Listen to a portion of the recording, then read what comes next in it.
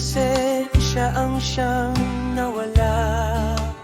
Pinakamalakit pagkakamali ng tao, akala'y marami pang oras. Habang buhay ang ating minamahal, hindi natin naririnig ang kanilang katahimikan. Hanggang isang araw, wala nang tawag, wala nang yakap, wala nang umuwi ka na.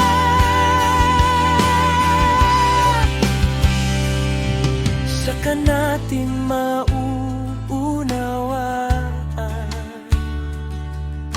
hindi pala oras ang kulang, tayo ang nagkulang sa paglalaan nito.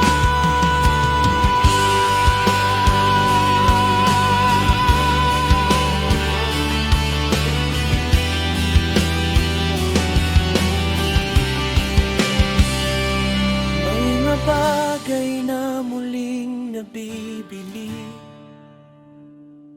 ngunit ang kahapon hindi na. Kaya habang